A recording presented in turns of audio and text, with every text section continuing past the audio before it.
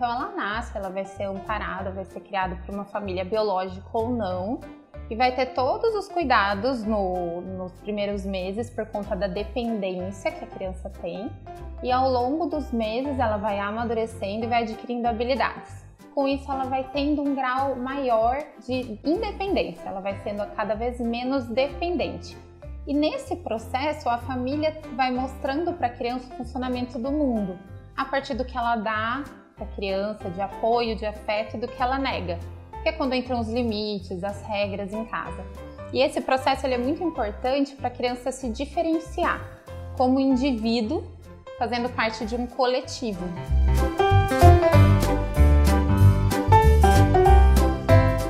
O erro mais comum, vou começar falando como não identificar, é querer comparar uma criança com a outra. Então, assim, a gente não deve comparar porque esse processo ele é muito individual, né? Então, por exemplo, esse processo que eu falei da individualização da criança, ele pode ser dos 8 meses de idade até 2 anos e meio. Então, é um processo muito longo. Não dá para eu comparar o meu filho com o filho da minha colega.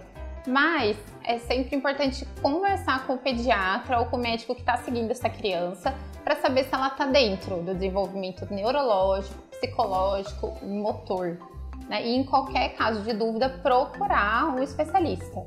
Agora, um fato que sempre tem que alarmar os pais e qualquer cuidador da criança é a alteração de comportamento. Acho que isso é o mais importante. Então, uma criança que vinha sendo alegre, que brincava, que tolerava certos tipos de brincadeira e passa de tolerar, é uma criança que tem um sinal de alarme para estar desenvolvendo alguma doença.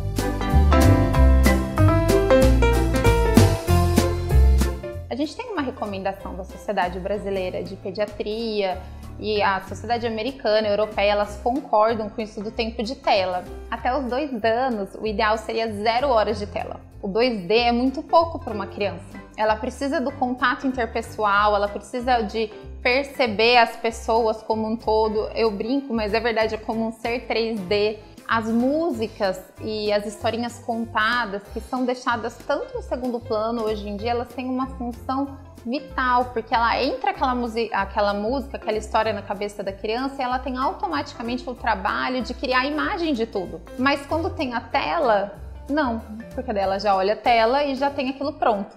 Então isso encurta um caminho. E esse caminho que é encurtado são sinapses entre os neurônios, então que a gente precisa de expor a criança a isso é muito importante.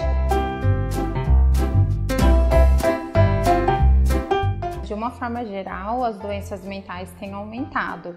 Tá todo mundo o tempo todo cansado, exausto, correndo atrás de alguma coisa. O estresse acaba aumentando no ambiente familiar e as crianças elas acabam sendo esponja da família, do comportamento da família, dos sentimentos dos pais e do ambiente também. As crianças que têm uma compreensão um pouco maior e acabam sentindo muita insegurança, então elas sofrem com o medo de perder algum ente querido, elas sofrem com o medo do pai e da mãe, que às vezes tem que sair para trabalhar, adoecer e não voltar para casa, elas sofrem com o medo da doença. Mesmo as crianças menores, elas sentem também essa ansiedade, essa insegurança, o medo da família e elas sentem muito a mudança de rotina.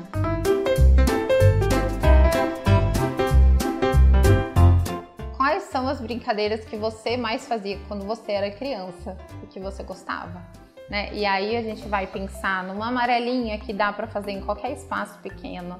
A gente tem os jogos de tabuleiro que também não ocupam muito espaço e ele é cheio, ele é rico de aprendizado, de frustração. As brincadeiras de faz de conta, cabana que dá para ser feita em casa, as histórias, os livros que hoje em dia não são tão utilizados, mas que são um recurso maravilhoso para ser usado em família. Então a mãe pode começar a contar uma história, deixar a criança terminar aquela história, porque numa história que a criança cria vem muito dos sentimentos dela. E uma coisa que a gente sempre reclama que a gente não tem e que a gente tem nesse momento é o tempo. Então tempo para ficar com a criança, tempo para fazer um carinho, para conversar sobre os sentimentos. Paralelo a isso, é muito importante tentar não mudar muito a rotina. Claro que a rotina está diferente, a gente não tem o mesmo horário para acordar, então dá para adaptar um pouco, a rotina para a criança que gosta de dormir um pouquinho mais pode dormir, mas nunca deixar a criança começar a trocar o dia pela noite, manter os horários das refeições para a criança se alimentar bem, a higiene pessoal, que tudo isso vai trazer uma sensação de bem-estar e de cuidado para a criança.